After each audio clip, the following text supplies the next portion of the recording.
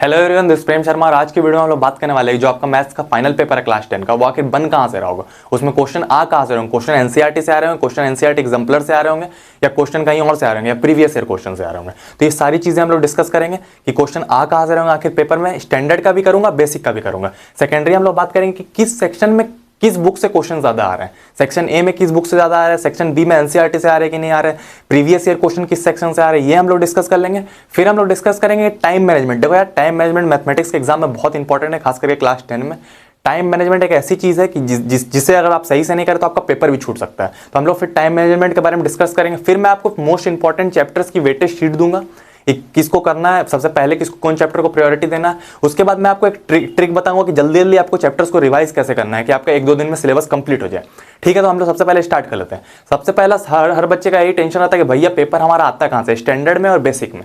तो देखो यार, सबसे पहले हम लोग बेसिक वालों की बात कर लेते हैं। बेसिक में देखो यार, मैं कोई भी बातें, मैं फिर से बता रहा हूँ, मैं कोई भी बातें हवा में नहीं करता हूँ। जो भी बातें मुझे 5 साल का एक्सपीरियंस है। सेकेंडरी क्या है, मैंने पूरी तरह अच्छी तरह सीबीएसई के ब्लूप्रिंट को देखा, सैंपल पेपर को मैं अच्छी तरीके से पढ़ता हूँ। उसके बाद क्या है कि मेरे प्रीवियस ईयर क्वेश्चन में मैं जो देखता हूँ वही आपको अपने भाषा में बता रहा हूँ कि किस तरीके से क्वेश्चन आते हैं। अब बहुत बच्चे सोच रहे होंगे कि प्रेम भैया से हमारी आखिरी मुलाकात है। तो नहीं यार, ऐसी बात नहीं है। आप जब क्लास 11 में आओगे तो ये चैनल जो क्लास 10 का भी है, 11-12 का भी है, तो आपको क्लास 11 के लिए भी कंटेंट मिल रहा होगा। तो ये हमारी आखिरी मुलाकात नहीं, आगे भी हम लोग मिलेंगे। ठीक है, तो हम लोग पॉइंट पे बात कर लेते हैं। बेसिक मैथमेटिक्स, जिन बच्चों ने बेसिक ले रखा है, प्राइमरी क्या है, बेसिक का पेपर 100% यार, ये जो आपका जो पेपर है ये 100% पूरा एनसीईआरटी से बनता है। 100% एनसीईआरटी से बनता है। दिमाग आपको लगाना पड़ेगा सिर्फ केस बेस्ड क्वेश्चन में, बाकी पूरा एनसीईआरटी उठ के आ जाता है बेसिक में। ये मुझे गारंटी है। मैंने 2 साल हुए बेसिक किया हुआ है, दोनों साल मैंने देखा पूरा एनसीईआरटी छपा हुआ रहता है। तो बेसिक वाले जो बच्चे वो टेंशन फ्री होगा। अगर किसी बच्चे ने 2 बार सही से एनसीईआरटी लगा लिया बेसिक में तो भाई काम हो गया उसका, उसको और कुछ करने की जरूरत नहीं है, ये गारंटी मेरी है। अब हम लोग आ जाते हैं स्टैंडर्ड में, जो सबसे बड़ा दिक्कत है कि भैया स्टैंडर्ड में क्या चीज़ फॉलो होती है। तो देखो यार, स्टैंडर्ड में 70% तो एनसीईआरटी रहती है। अब 70% एनसीईआरटी से ही आता है, ऐसा नहीं है, एनसीईआरटी से ही आता है। एनसीईआरटी से कहाँ से आता है वो भी मैं बताऊंगा। एनसीईआरटी से ही आता है, लेवल थोड़ा अप करके रहता है। कंसेप्ट एनसीईआरटी के ही लग रहा है, पर जो क्वेश्चंस का लेवल रहता है थोड़ा अप रहता है। एनसीईआरटी के बुक से ही आता है। एनसीईआरटी के बुक से कहाँ से आता है ये भी मैं डिस्कस करूंगा। उसके बाद जो बाकी आपका जो ये देखिए, बाकी इसमें से 10% जो रहता है, इधर 10% ले लेता हूँ। ये जो 10% रहता है यार, ये थोड़ा एग्जाम्पलर का क्वेश्चन रहता है। एग्जाम्पलर का क्वेश्चन रहता है, जो 10% क्वेश्चन आपका रहता है ये एग्जाम्पलर का क्वेश्चन रहता है। एनसीईआरटी एग्जाम्पलर, वो भी कहाँ, ये जो एमसीक्यू वाले क्वेश्चन आपके आते हैं ना, वो एग्जाम्पलर से आ रहे होते हैं। बाकी जो है पूरा एनसीईआरटी से आ रहा है। तो अब बाकी का जो ये 20% पार्ट जो है, ये जो पार्ट है 20%, ये जो 20% आपका जो पार्ट है, ये पूरा पार्ट आपका प्रीवियस ईयर क्वेश्चन से आ रहा होगा। भाई हर चीज करना, अगर आप स्टैंडर्ड मैथमेटिक्स में हो, प्रीवियस ईयर क्वेश्चन मत छोड़ना। बेसिक वाले सिर्फ एनसीईआरटी भी 2 बार सही से लगा लेंगे ना तो काम उनका हो जाएगा। पर जो स्टैंडर्ड वाले हैं उनको तो एनसीईआरटी लगानी ही है, साथ में प्रीवियस ईयर क्वेश्चन। अगर आप प्रीवियस ईयर क्वेश्चन छोड़ के जा रहे हैं, सबसे बड़ी मिस्टेक कर रहे हैं। मैंने 3 साल के प्रीवियस ईयर क्वेश्चन आपको डिस्क्रिप्शन में दे रखे हैं, 2020, 2019 एंड 2022, एकदम लेटेस्ट स्टैंडर्ड और बेसिक के। तो आप उसको यूज कर सकते हैं, बहुत फ्रूटफुल रहेंगे आपके लिए। चैप्टर्स को कवर करो, प्रीवियस ईयर क्वेश्चन भी विद सॉल्यूशन मैंने दे रखे हैं। प्रीवियस ईयर क्वेश्चन इसलिए मैंने दे ही रखे हैं आपको, क्योंकि मुझे पता है कि स्टैंडर्ड बिना पेपर के नहीं हो सकता। तो 20% प्रीवियस ईयर। अब एनसीईआरटी से कहाँ से आ रहा है भैया, तो ये जो एनसीईआरटी से आ रहा है, देखो ये जो आपका एनसीईआरटी से आ रहा है, एनसीईआरटी में क्वेश्चन आ रहे हैं एक्सरसाइज से, ठीक है। उसके बाद एनसीईआरटी के एग्जाम्पल और कुछ थ्योरम्स से क्वेश्चन आ रहा है। थ्योरम कैसे भैया, देखो यार, थ्योरम ऐसी चीज है ना कि हर साल उठ के आ जाता है। जैसे पाइथागोरस थ्योरम हर साल आता है, बेसिक प्रोपोर्शनैलिटी थ्योरम हर साल आता है। थ्योरम बहुत इंपॉर्टेंट है, ये 3 चीजों से। पर ये जान लेना, बेसिक के क्वेश्चन डायरेक्ट एनसीईआरटी से उठ के आते हैं, जबकि स्टैंडर्ड वाले क्वेश्चन थोड़ा डिफिकल्टी लेवल को बढ़ा के रहते हैं, पर एनसीईआरटी के ही कंसेप्ट उसमें लगते हैं। और कुछ प्रीवियस ईयर क्वेश्चन तो डायरेक्ट आ जाते हैं। ठीक है, आप सैंपल पेपर देखेंगे आपको पता चलेगा। ठीक है, अब हम लोग बात कर लेते हैं कि किस सेक्शन में कहां से क्वेश्चन ज्यादा बन रहे होंगे। देखो यार, सबसे पहले हम लोग बात करते हैं सेक्शन ए की, फिर हम लोग टाइम मैनेजमेंट के बारे में बात करेंगे। सेक्शन ए के बारे में हम लोग बात कर ले तो सेक्शन ए में सबसे ज्यादा क्वेश्चन बन रहे होंगे। सेक्शन ए में सबसे ज्यादा एग्जाम्पलर से क्वेश्चन बन रहे होंगे। अब देखो भाई, अगर आपने एग्जाम्पलर नहीं छुई है तो एग्जाम्पलर अभी मत छूना, ठीक ना। अगर आपने अभी तक एग्जाम्पलर नहीं छुई है तो आपको करना क्या है, प्रीवियस ईयर क्वेश्चन के थ्रू जाना, सीबीएसई का सैंपल पेपर लेना है स्टैंडर्ड वाला, और प्रीवियस ईयर क्वेश्चन जो मैंने रखे हैं उसके क्वेश्चन आपको उसके एमसीक्यू प्रैक्टिस करने विद एनसीईआरटी में जो एमसीक्यू उसको तो भाई चाट ही जाओ, उसको एकदम मतलब कि चाट ही जाओ, जो एनसीईआरटी में एमसीक्यू स्टैंडर्ड और बेसिक दोनों। देखो यार बेसिक वालों को कोई एग्जाम्पलर नहीं पढ़ना, एनसीईआरटी 2 बार सही से लगा लो यार, कोई आपको नहीं रोक पाएगा 80 में 80 लाने से। बट स्टैंडर्ड वालों को यार एग्जाम्पलर देखना पड़ेगा। आरएस या आरडी अभी कोई नई बुक गलती से ही मत छूना, ना आरएस छूना ना आरडी छूना, कोई बुक अभी गलती से मत छूना।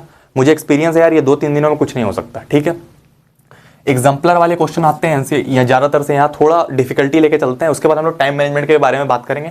सेकेंडरी सेक्शन बी से यार देखो स्टैंडर्ड या बेसिक ये एनसीईआरटी से बनता है, सच बात ये है, ठीक है। इसमें पेपर एनसीईआरटी से बनता है, इसमें कोई आपको टेंशन नहीं लेने का। एनसीईआरटी लेवल बेसिक का लेवल बेसिक वाला रहता है और स्टैंडर्ड का लेवल थोड़ा सा उठा हुआ रहता है, पर ये ईजी रहता है।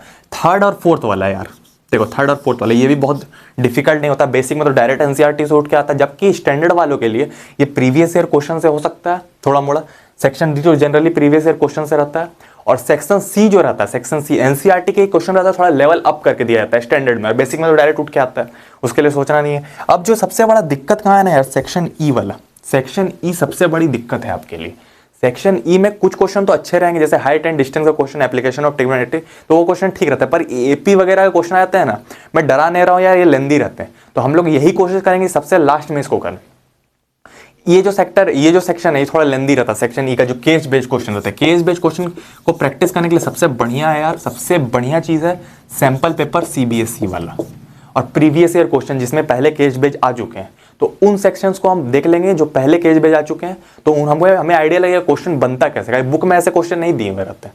तो प्रीवियस ईयर क्वेश्चन और सीबीएसई का सैंपल पेपर दोनों का लिंक भी डिस्क्रिप्शन में, आप उसको यूज कर सकते हैं। तो ये हमें ओवरव्यू मिल गया पेपर बनता कैसे। अब हम टाइम मैनेजमेंट कैसे करेंगे भैया। अब हम लोग आते हैं टाइम मैनेजमेंट पे। टाइम मैनेजमेंट से पहले यार एक इंपॉर्टेंट बात सुन लो। अगर कोई क्वेश्चन को, अगर आप एक क्वेश्चन को, अगर आप कोई मान के चलो कि कोई क्वेश्चन को आपको 5 मिनट देना था, अगर उसी क्वेश्चन को अगर आप 15 मिनट्स अगर वो आपका टान ले, जो उसमें आपको समझ में नहीं आता कि बना के ही छोड़ूंगा यार आज, और वो 5 मिनट का क्वेश्चन आपके 15 मिनट टान लेता है। ध्यान से सुनना, बहुत इंपॉर्टेंट बात है। वो जो 15 मिनट का प्रेशर है वो आपका पूरा पेपर बर्बाद कर सकता है। ठीक है, तो हम लोग टाइम मैनेजमेंट से स्टार्ट करते हैं। सबसे पहले यार देखो, सबसे पहले हमें 15 मिनट्स रीडिंग के लिए मिलते हैं, हमें पता है 15 मिनट्स हमें रीडिंग के लिए मिलते हैं। ठीक है, रीडिंग के लिए मिलते हैं। ठीक है, उन 15 मिनट्स में पहले 10 मिनट और 5 मिनट उनको अलग कर दो। पहले ये जो 5 मिनट है उसमें पेपर का ओवरव्यू ले लेना है हमें। ओवरव्यू में क्या क्या करना है भैया। ओवरव्यू में देखो, सबसे पहले पेपर को ओवरव्यू लेना, किसी भी क्वेश्चन के अंदर मत घुसना। पेपर में ओवरव्यू लेने के लिए देखो, सबसे पहले पेपर को देख लेना, पेपर की लेंथीनेस कितनी है। फिर क्या करना, हमें पेपर में और वाले जो क्वेश्चन है उसमें से आपको टिक कर लेना। जो क्वेश्चन और वाले जो आप करना चाह रहे हैं उन क्वेश्चन को आपको टिक कर लेना है। सेकेंडरी क्या करना है आपको, पहले और वाले क्वेश्चन आपने टिक कर लिए, उसके बाद आपको क्या करना है, जो क्वेश्चन हार्ड लग रहा है, मान के चलो क्वेश्चन नंबर 29 आपको हार्ड लग रहा है, उसको गोल करके छोड़ दो उसको, मतलब उसको डिक्शनरी से निकाल दो। मान के चलो कि आपने सेक्शन डी स्टार्ट किया है, सेक्शन डी आपने स्टार्ट किया मान के चलो, ठीक है। सेक्शन डी में क्या मान के चलो 32 है, 33 है, और उसके बाद 34 आपको नहीं आ रहा, तो 35 आप कर दो, और 34 के लिए स्पेस छोड़ दो। बाद में आना तो आप बाद में करना, क्वेश्चन को बाद में करना ठीक रहता है, किसी में फंसना सही नहीं रहता कहीं से भी, जैसे मैंने आपको पहले ही बताया। तो किसी भी क्वेश्चन में आपको फंसना नहीं है। 5 मिनट आपने ओवरव्यू ले लिया, उसके बाद जो अगले 10 मिनट हैं उसको डायरेक्ट आप सेक्शन ए में दे दो। तो 25 था प्लस, अब प्लस 10 कर दो, कितना हो गया, टोटल 35 मिनट हो गया। तो पहला सेक्शन 35 मिनट आपको पहले सेक्शन को दे देना, बहुत ही इंपॉर्टेंट है यार। ये सेक्शन में आपको जल्दी जल्दी निकालना, बाकी क्वेश्चन लेंदी रहते हैं।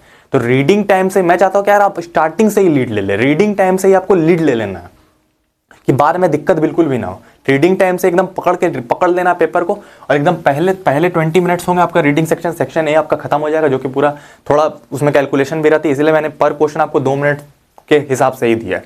तो इस क्वेश्चन में आपको पहले टिक मार के निकलना रहता है, टाइम कम देना है, लेंदी क्वेश्चंस में हमको ज़्यादा टाइम देना है। उसके बाद हम यहाँ कूद जाएंगे।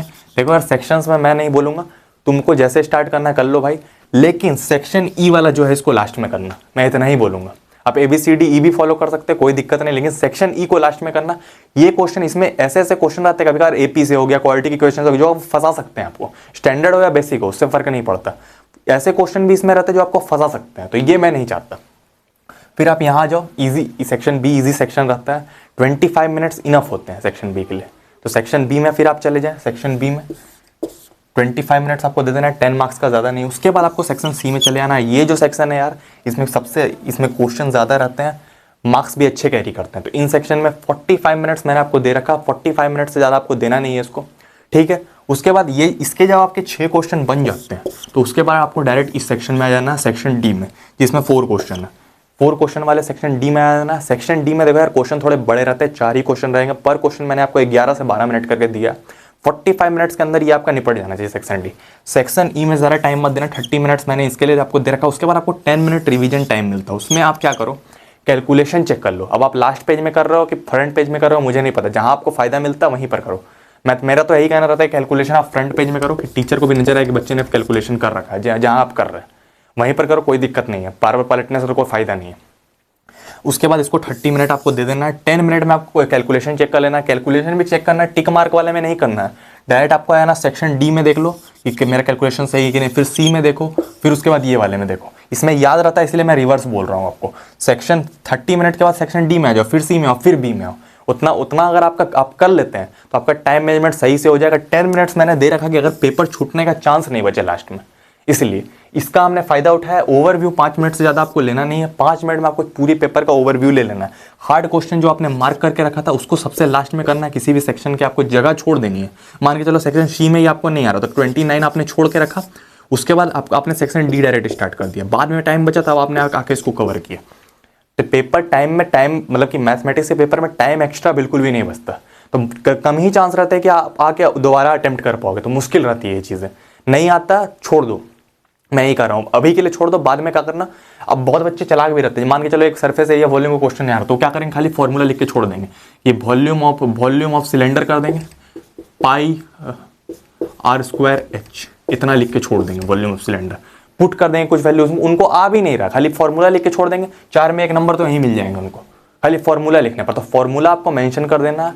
अब हमें आंसर्स को याद कैसे करना है ये ट्रिक मैं आपको बता दूंगा। अब हम लोग देख लेते हैं कि हम लोग आंसर को बिना सॉल्व किए रिवाइज कैसे करना है। ये ट्रिक हम लोग देख लेते हैं। पर उससे पहले मैं आपको बता दूं कि मैंने आपके लिए एक वेटेज शीट बना के रखी है। किस चैप्टर से कितना मार्क्स का आ रहा है और क्या आ रहा है। सैंपल पेपर को स्टडी करके और प्रीवियस ईयर क्वेश्चन को स्टडी करके मैंने ये वेटेज शीट बना रखी है कि किस चैप्टर से कितना मार्क्स का आ रहा है, कौन सा चैप्टर ज्यादा इंपॉर्टेंट है। ये रही आपके लिए वेटेज शीट। लिंक इसका डिस्क्रिप्शन में, आप इसको डाउनलोड कर सकते हैं, ठीक है। अब हम लोग देख लेते हैं कि हम लोग को याद कैसे करना। मान के चलो मैंने एक आपके लिए क्वेश्चन ले रखा है, मैं आपको पढ़ा नहीं रहा, बता रहा हूँ। मान के चलो एक क्वेश्चन लिखा है cos थीटा 4/5 और tan थीटा क्या है, ठीक है। अब ये आपको तो इतना टाइम तो है नहीं कि हमारे पास कि हम सॉल्व करें, तो हम इसको याद कैसे करेंगे। देखो यार ये जो इसमें फॉर्मूला ले लगा हुआ है ये मेन है। ये फॉर्मूला को आपने देख लिया विजुअली कि कैसे ये सॉल्व होगा। sin² थीटा cos² थीटा -1, इससे आपको उसको कनेक्ट कर देना है। कहा ये क्वेश्चन आएगा तो मैं ये फॉर्मूला लगा दूंगा, बस इतना ही करना है आपको। फिर आप एग्जाम में बना लेंगे, आपको सॉल्व करने की भी जरूरत नहीं है। आपने देख लिया कि इसको ऐसे सॉल्व किया गया कि sin² थीटा के पहले मैंने वैल्यू निकाल ली है, sin थीटा की वैल्यू निकाल ली है, tan थीटा में sin theta by cos theta put कर दिया और फिर डायरेक्ट निकाल लिया चीज़ों को। इस तरीके से आप आंसर को याद कर सकते हैं कि कैसे tan थीटा का वैल्यू निकाला। उसके बाद आंसर को आपको बॉक्स में डाल देना कि टीचर को एक झटके में नजर आ जाए। बहुत सारे टीचर्स आंसर पढ़ते भी नहीं, देखते हैं यार बॉक्स में आंसर, इसका 3/4 आंसर सही है तो भाई सही है। अगर आंसर सही नहीं तो फिर स्टेम मार्किंग होगी आपकी, लेकिन आंसर सही है तो भाई एक ही बार में जैसे 3 नंबर का क्वेश्चन 3 नंबर ऐसे बैठा के डायरेक्ट निकल जाते हैं टीचर, पढ़ते भी नहीं आंसर। अगर आप बॉक्स में सही से आंसर को डालें तो आंसर को बॉक्स में डाल दें। कैसे करना है मैंने आपको बता दिया कि आपको जरूरी नहीं कि आपको सॉल्व करना है, ये फॉर्मूला आपको देख लेना है। उसके बाद sin थीटा की वैल्यू निकालनी है, आपको खाली ट्रिक समझ लेना है किस क्वेश्चन में क्या ट्रिक लग रही है, बस आपको फिर उसको जाकर सॉल्व कर देना है, ठीक है। मैंने ये एक वीडियो बना रखी है कि स्ट्रेटेजी वीडियो मैथमेटिक्स पे। हो सकता है यार ये वीडियो स्टार्टिंग में आपको थोड़ी बोरिंग लगे, पर ये वीडियो यार एकदम रियलिटी है कि आपको सिलेबस कवर करना कैसे है। मतलब मैंने उसमें पूरी तरीके से बता के रखा 3 दिन के अंदर आपको कैसे सिलेबस कवर करना है। ये ट्रिक का जिक्र मैंने उसमें किया था, पर मैंने उसमें एक्सप्लेन नहीं किया था, तो बच्चों को उसमें समझ नहीं आया सही से। वो स्ट्रेटेजी वीडियो आप देख ले यार, बहुत बेहतरीन वीडियो है ये स्ट्रेटेजी वीडियो, उसको आप देख लें। मैंने सही तरीके से बता के रखा, मैंने बताया, हो सकता है आपको बोरिंग लगे पर ये काम की वीडियो, आप इसको देख लीजिएगा, ठीक है। ठीक है यार, अब आपको सही से प्रिपरेशन करना है, एग्जाम सही से देके आना है, नंबर आपके कटने नहीं चाहिए। जो चैप्टर्स आपको डिफिकल्ट लग रहे हैं उसको आपको बाद में करना है। वेटेज शीट का लिंक डिस्क्रिप्शन में, उसको फॉलो करना है यार। वेटेज शीट को डिफिकल्ट चैप्टर्स को बाद में करना है, मोस्ट इंपॉर्टेंट चैप्टर्स को पहले करना है। और चैनल पर नए हो यार तो प्लीज़ आप सब्सक्राइब कर सकते हो यार। चैनल पर नए 11th के लिए भी 10th के लिए भी हमारे चैनल पर कंटेंट आती रहती है, तो आप सब चैनल पर नए हो तो सब्सक्राइब कर सकते हो। तब तक के लिए यार 95% आपके छूटने नहीं चाहिए, ठीक है। Bye bye.